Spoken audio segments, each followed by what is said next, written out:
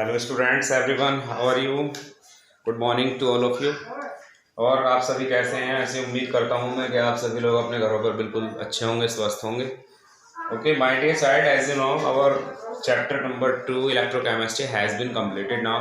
So today we will be talking about the NCERT exercise. Okay, first of all we will be try to complete all the in-text question as well. On the other hand, in tomorrow class we will be talking about the NCERT exercise. Okay, so in-text question में जो आपका first question है my dear child, question first है, how will you determine the standard electrode potential of, question is this, how would you determine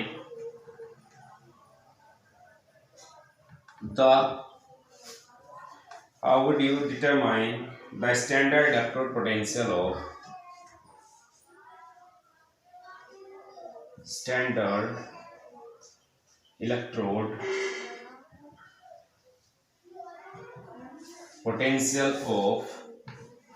Mg positive and Mg. Okay, ये question है। आपको question देता है how would you determine the standard electrode potential of magnesium positive goes to magnesium.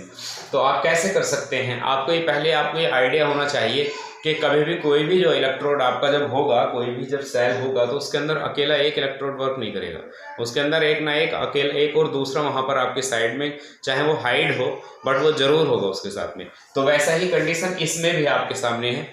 मैं आपको बता देना चाहता हूं कि यहाँ जब आप इसको बनाएंगे तो आपकी जो केमिकल इक्वेशन बन करके आएगी my dear child, that will be like this, that Mg positive goes to Mg, on the other hand this is salt bridge, then you will got H2 and 2H positive. Standard hydrogen electrode is doing work with magnesium electrode, you can say। तो जब आपको यहाँ पर ये मिल चुका है, मैं आपको बता चुका हूँ, कंडीशन आपको दी गई है, how would you determine standard electrode potential, and that is represented by E naught cell. Okay, E naught cell, standard electrode potential is represented by E naught cell, and the chemical formula is E cathode minus E anode, जिसको आप ER minus EL भी लिखते हो। Right hand side में cathode ही है, देख लीजिए, और लेफ्ट हैंड साइड में एनोड है। तो E naught cell goes to cathode किसके पास में? राइट हैंड साइड में ये आपका हाइड्रोजन है, इसके पास में स्टैंडर्ड हाइड्रोजन इलेक्ट्रोड पर जो इसकी वैल्यू होती है स्टैंडर्ड इलेक्ट्रोड हाइड्रोजन की 0 होती है, माइनस। अब इसके बाद यहाँ देखें लेफ्ट हैंड साइड में मैग्नीशियम है जिसकी वैल्यू माइनस के 2.37 होती है। जब आप E नॉट सेल इनकी कैलकुलेशन करके लाओगे तो 0 रहेगा, माइनस माइनस प्लस 2.37 वोल्ट, यहाँ पर इसका आंसर हो जाएगा। ये फर्स्ट क्वेश्चन आपका हो गया। तो आपको ध्यान रखना है सारी चीजों का। ओके, आपके पास हो सकता है कि अभी आपके पास बुक ना हो, कुछ स्टूडेंट्स के पास ऐसा हो सकता है कि बुक अभी परचेज नहीं की हो। अगर जिसके पास में है वो इन-टेक्स्ट के जितने भी क्वेश्चंस हैं वो इस वीडियो को देखने के बाद उन सबको सॉल्व कर लें। अगर वो नहीं करते हैं तो मैं आपको उनको जो है एक PDF बना करके उन सारे क्वेश्चंस की आपको कल सेंड कर दूंगा। ये जो हमारे जो आज का जो हमारा ये टॉपिक है वो केवल इन-टेक्स्ट क्वेश्चन से रिलेटेड है। इसके बाद जो हमारे जो कल के बाद जो हम जब बात करेंगे कल के लिए, तो उसमें हम जो हमारी एक्सरसाइज होगी NCERT एक्सरसाइज, उससे बात करेंगे। तो ये फर्स्ट क्वेश्चन आपका हो गया है। ओके, और जब आप कल कर रहे होंगे अपना वर्क तो कल डेफिनेटली मैं आपको जो है ये क्वेश्चंस आपको भेज दूंगा, सेंड कर दूंगा जो रह जाएंगे। ठीक है, जो क्वेश्चन ऐसा लग रहा है जिनको आप आराम से कर सकते हो। ये क्वेश्चन मैं आपको पहले भी दे चुका हूँ, एक बार फिर से इसके बारे में बात कर लेते हैं। Can you store copper sulphate solution in zinc pot? Question is this, question ये है, can you store copper sulfate, can you store copper sulfate solution in zinc pot? This is the question। आपसे पूछा गया है कि आप zinc के pot में कॉपर सल्फेट का सॉल्यूशन फिल कर सकते हैं, क्या ऐसा पॉसिबल है? तो उसके लिए हम इक्वेशन बना लेते हैं। पहली बात तो ये है कि डेफिनेटली आपको ये पता है कि भाई लिखबा गाना मगल व्यंजन करफी सटकोनी सनपब, ये तो एक ऐसे मान लीजिए कि देसी मेथड है। लेकिन जब आप इनकी केमिकल इक्वेशन कराओगे कॉपर सल्फेट की केमिकल इक्वेशन जब जिंक के पॉट से होगी then it will goes to ZnSO4 plus Cu। ऐसा क्यों हुआ? क्योंकि जो ऊपर वाली जो मेटल्स होती हैं लिग्बा काना मगल मंजन कर्फी सटकोनी सनपब इलेक्ट्रोकेमिकल सीरीज में जो ऊपर वाली मेटल्स हैं वो नीचे वाली मेटल्स को उनके साल्ट के सॉल्यूशन में से डिस्प्लेस कर देती हैं। तो लिग्बा काना मगल मंजन कर्फी सटकोनी सनपब के बाद में हाइड्रोजन आता है, उसके बाद कॉपर आता है। तो ये लेस रिएक्टिव मेटल है और मोर रिएक्टिव मेटल जो उसके साल्ट सॉल्यूशन में से उसको डिस्प्लेस कर देगी। अब आप इसको जब इसकी आयनिक फॉर्म में आप लिखोगे तो then you will got Cu positive positive aqueous plus Zn goes to Zn positive positive aqueous plus copper. आप ये पाओगे। अब आपको करना क्या है कि ऑक्सीडेशन रिडक्शन के बेस पर आप इन इक्वेशंस को अपने इसके जो एक साल्ट ब्रिज की फॉर्म में आप इक्वेशन को ले आइए। तो मैं आपको पहले से बताता रहा हूं कि जब जिसका ऑक्सीडेशन हो, जिंक का 0 से प्लस के 2 हो गए ऑक्सीडेशन हो गए, तो पहले इसे लिख लीजिए Zn goes to Zn positive positive. Salt bridge के बाद आप किसको लिखेंगे? जिसका रिडक्शन हुआ, रिडक्शन कॉपर पॉजिटिव पॉजिटिव का कॉपर में हुआ है, तो Cu positive positive and Cu। Understand? तो अब आप यहां से इसकी फिजिबिलिटी कैलकुलेट कर लीजिए। क्या इसकी फिजिबिलिटी आने वाली है? तो आप निकाल लीजिए यहां से। फिजिबिलिटी कैसे कैलकुलेट करते हैं? फॉर्मूला हमारे पास में होता है E naught cell is equal to AR minus EL। Right hand side में कॉपर है, कॉपर दिख रहा है आपको, और कॉपर की जो वैल्यू होती है प्लस के 0.34 होती है। माइनस लेफ्ट हैंड साइड में आपका जिंक है, जिंक की वैल्यू क्या होती है my dear child? Can anybody tell me what is the value of zinc? Sorry for this inconvenience my dear child. Copper minus के 0.76 वोल्ट होती है। अब जब आप इसको सॉल्व करेंगे 0.34 minus minus plus 0.76 4 6 10 carry 1 7 3 10 and 1 carry 11 point पीछे से 1 2 के बाद वोल्ट। तो E नॉट सेल जब आपने चेक किया तो आपने पाया कि ये E नॉट सेल आपका है 1.10, ये पॉजिटिव में आया है। When the E node cell is positive, then you can say that this chemical equation is feasible. This chemical equation is feasible. The reaction is feasible means equation जो है reaction जो आपस में हो रही है, जब कॉपर सल्फेट के सॉल्यूशन को जिंक के अंदर भरा जाएगा तो रिएक्शन होगी। अब जब रिएक्शन होगी तो डेफिनेटली क्या है कि जिंक जो है कॉपर सल्फेट को वहां से डिस्प्लेस कर देगा, तो जिंक सल्फेट का जो कॉपर सल्फेट का जो आपका सॉल्यूशन है वो सब वेस्ट हो जाएगा, वो फिर जिंक सल्फेट में भी कन्वर्ट हो जाएगा।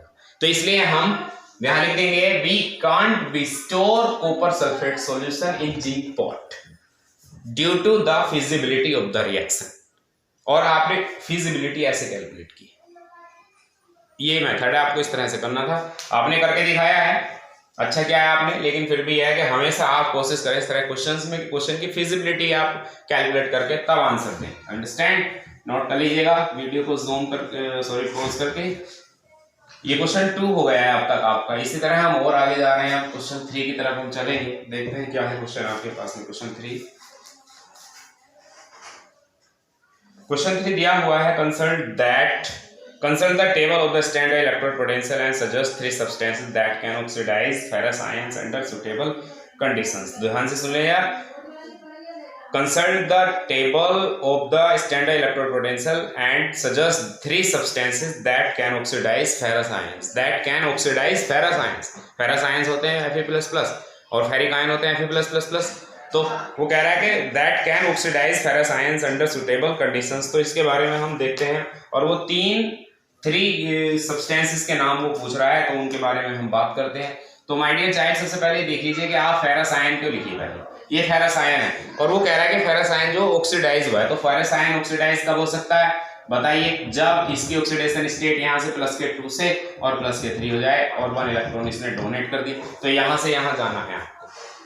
तो ऐसा काम कौन कर सकता है? ऐसा काम केवल वही सब्सटेंस कर सकता है जो कि एक बेटर ऑक्सीडाइजिंग एजेंट हो,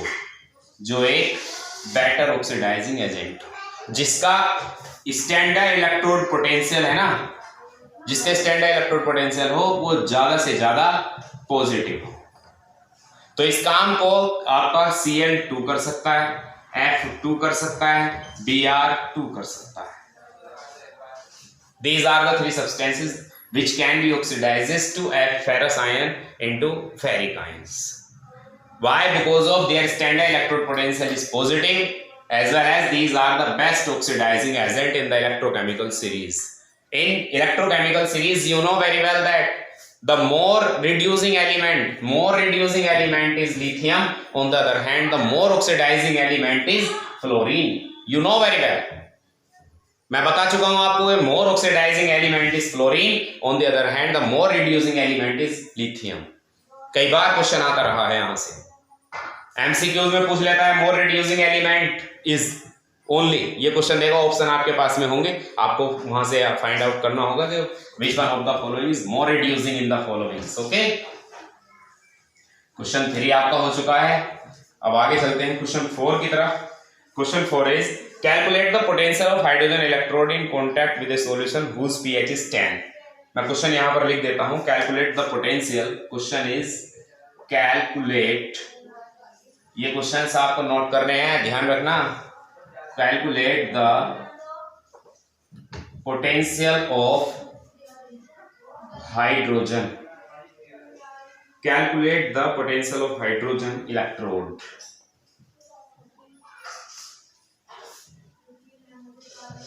in contact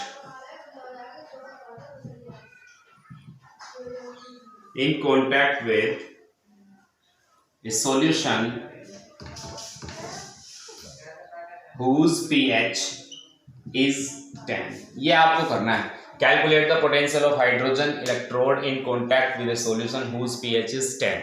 तो इसको करने के लिए आपको नस्ट इक्वेशन की हेल्प लेनी होगी और उसमें आपको ईएमएफ कैलकुलेट करके बताना है, पोटेंशियल ऑफ हाइड्रोजन इलेक्ट्रोड आपको बताना है. तो ई सेल फॉर्मूला होता है E naught cell minus 0.0591 upon n log 10, क्योंकि ओनली हाइड्रोजन का ही इलेक्ट्रोड है, तो the formula will goes to like this 1 upon H positive. Understand.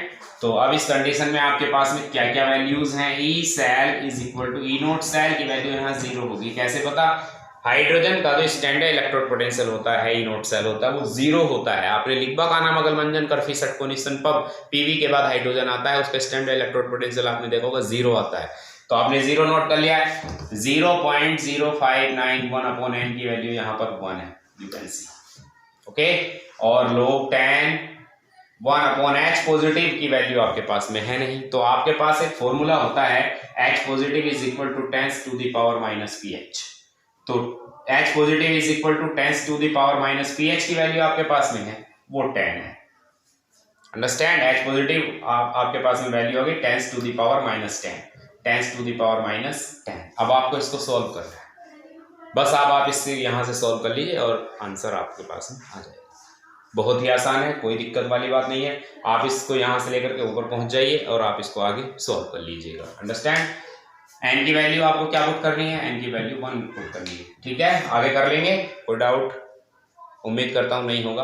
भाई आप जब ऊपर को इसको लेके जाओगे, परेशान हो रहे हो आप, तो 0 माइनस 0.0591 अपॉन 1 log 10 की पावर 10, क्योंकि यहाँ से जब माइनस किया तो ऊपर जाएगा तो प्लस में हो जाएगा. बस इतना करना है आपको. जब आप इसको ओपन करेंगे तो माइनस 0.0591 अपॉन एन अपॉन 1 और log 10, ये 10 log 10 रहेगा. बस जो पावर है आगे मल्टीप्लाई में फॉर्मूला ओपन कर लिया, log a की पावर b log a बन गया है. अब यहाँ से आप 0.0591 अपॉन 1 और 10 log 10 की वैल्यू होती है 1 मल्टीप्लाई 10, इसकी मल्टीप्लाई इससे करके आंसर आपका हो जाएगा. क्लियर. ये आपके हो गए आपका 4 क्वेश्चन. नेक्स्ट क्वेश्चन पर मैं आपको लेकर के चलता हूँ.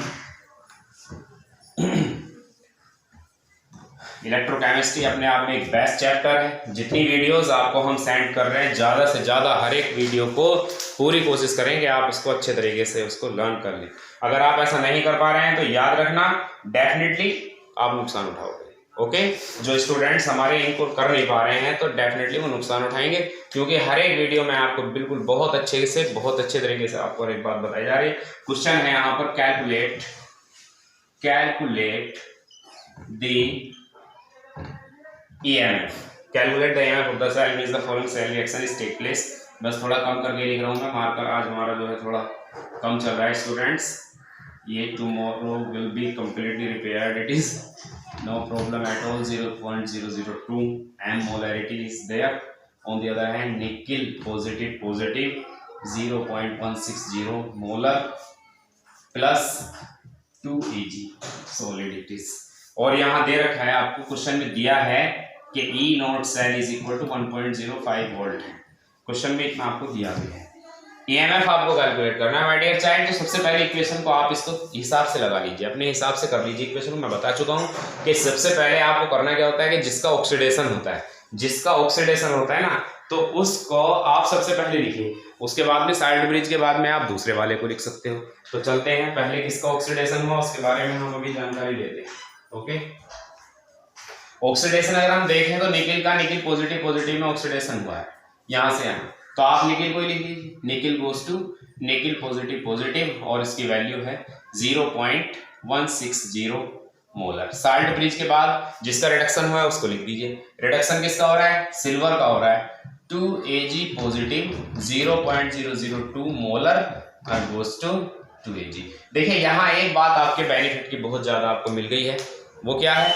अगर यहाँ पर 2 Ag ना होता, इस क्वेश्चन में अगर Ag प्लस होता ओनली और वहां पर 2 Ag या वहां भी Ag होता, तो उस कंडीशन में आपको चार्ज बैलेंस करता और अपनी तरफ से मल्टीप्लाई करके इसको 2 करना पड़ता। Why? Because of 2 units of positive charge on nickel ion, जबकि यहाँ Ag के पास में केवल 1 यूनिट का पॉजिटिव चार्ज था। आपको 2 करना है, चार्ज आप बैलेंस करेंगे हर हाल में।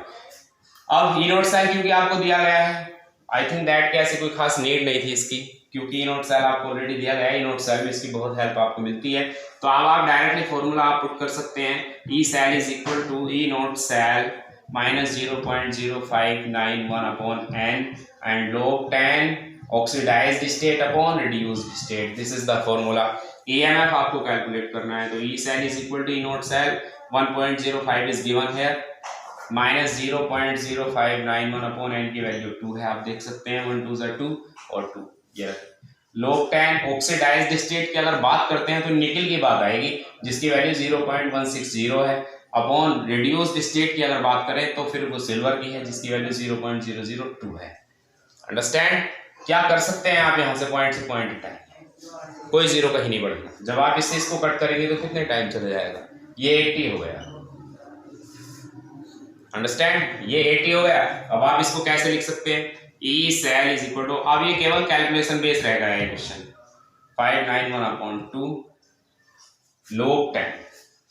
आप इसको लिख सकते हैं 10 मल्टीप्लाई 8 करके, ये हो जाएगा। जब आप इसको ऐसा करेंगे तो E cell is equal to 1.05 minus 0.0591/2। जब आप इसको ओपन करेंगे तो ये formula log a into B का जब ओपन होगा तो log a plus log b open होगा, तो log a हो गया 10 प्लस log b हो गया 8। अंडरस्टैंड?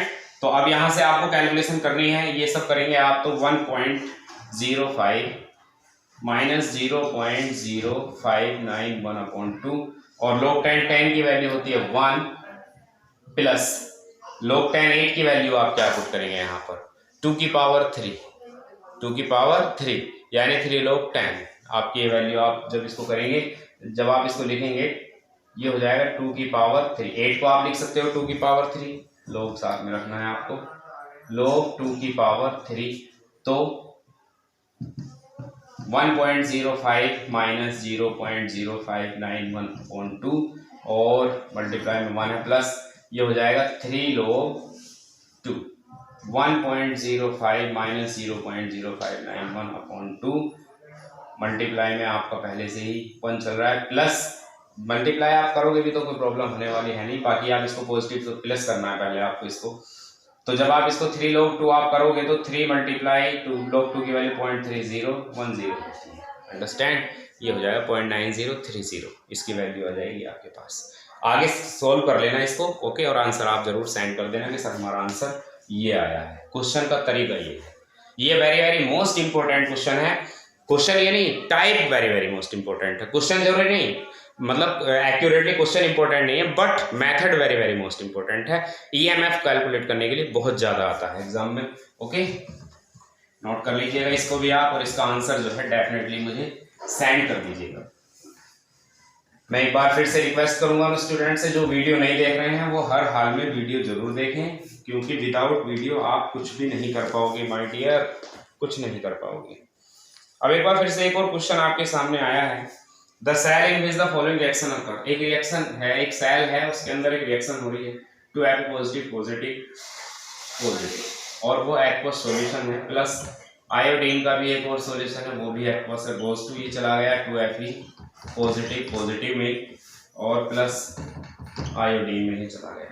तो दे रखा है यहाँ पर, गिवन दिया है उन्होंने ई नॉट सेल अगर इसका जो है 0.236 वोल्ट हो 298 kelvin, calculate the standard Gibbs free energy, Gibbs free energy आपको कैलकुलेट करनी है, एंड इक्विलिब्रियम कांस्टेंट आपको केसी कैलकुलेट करना है। तो ये क्वेश्चन है very very interesting question is this.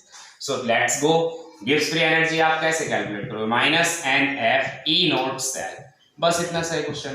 -n की वैल्यू 2 होगी, कैसे होगी 2, यहाँ अगर आप देखें तो इसके ऊपर जो ऑक्सीडेशन स्टेट है वो प्लस के 2 3 6 यूनिट का चार्ज है, और इसके ऊपर 4 यूनिट का चार्ज है, तो 2 का डिफरेंस है, तो 2n की वैल्यू है। फैराडे कांस्टेंट 96500 होता है। ई नॉट सेल आपके पास में 0.236 वोल्ट दिया हुआ है, तो यहाँ से आपको मल्टीप्लाई करके आंसर 1 प्राप्त हो जाएगा। दूसरा क्वेश्चन आपको कैसे करना है, आपको इक्विलिब्रियम कांस्टेंट कैलकुलेट करना है। तो इक्विलिब्रियम कांस्टेंट कैलकुलेट करने के लिए आपके पास फॉर्मूला बनता है, Gibbs free energy is equal to -2.303 RT log 10 Kc। ये भी फॉर्मूला आप यहाँ पर यूज कर सकते हैं। तो Kc आपको कैलकुलेट करना है, सो आप Kc को बाहर ले लीजिए, log 10 Kc आप बाहर ले लीजिए, log 10 Kc पूरा का पूरा जब बाहर आया तो delta G upon 2.303 RT minus ये आ गया, वैल्यू पुट कर दीजिए, जो भी ये वैल्यू आ रही है गिब्स फ्री एनर्जी की, -2 × 96500 × 0.236 अपॉन नीचे क्या क्या है आपके पास 2.303। आर की वैल्यू क्या है बताएं, क्या होगी आर की वैल्यू 8.314, टेम्परेचर 298 ऑलरेडी दिया हुआ है। यहाँ से इसको सॉल्व करेंगे, जो भी आपके पास में आएगा, सपोज दैट कि आपके पास में 7.36 आया, ये आ गया, तो ये केसी है, ये log 10 केसी है, आपको कैलकुलेट करना है केसी। तो केसी ओनली जब आप छोड़ोगे तो 7.36 अपॉन log 10, यानी कि KC is equal to anti log of 7.36, ये आंसर आपका बन जाएगा। एंटी log जो भी 7.36 का हो वही आपका आंसर होगा। अंडरस्टैंड, इस तरह से आपको क्वेश्चंस करने हैं। मैंने मेथड आपको बता रहा हूँ, मैं धीरे धीरे सारी चीजें आपको क्लियर कर रहा हूँ। इन सारी चीजों के बारे में आपको अच्छे तरीके से स्टडी आपको करनी है, ठीक है। आगे लेके चलता हूं मैं आपको नए क्वेश्चन की तरफ। देखिए हमारे पास स्टूडेंट्स टाइम थोड़ा कम है और काम है बहुत ज़्यादा, इसलिए हर एक चीज़ को मैनेज करते हुए चलना है। इतने ज़्यादा मिलने वाले समय भी अगर आप इसको नहीं करोगे तो समझ लेना आप कितनी बड़ी मिस्टेक कर रहे हो। Why does the conductivity of a solution decrease with dilution, बात आई है निकल करके कंडक्टिविटी की। Why does the conductivity is decreases? Yeah, why does the conductivity of a solid decreases with dilution? So my dear child, I would like to tell you one thing that the conductivity of a solution, conductivity पहली बात तो ये है कि होती क्या है बताइए। आपने पढ़ा होगा that is represented by kappa, ये पढ़ा होगा आपने, रो स्पेसिफिक रेजिस्टेंस है, रेजिस्टिविटी भी जिसे कहते हैं, तो इसके रेसिप्रोकल जो है कंडक्टिविटी को कहते हैं। The reciprocal of specific resistance is known as conductivity. तो conductivity is always depend on current carrying ions, conductivity is always depend on current carrying ions, current carrying ions पे डिपेंड करती है conductivity.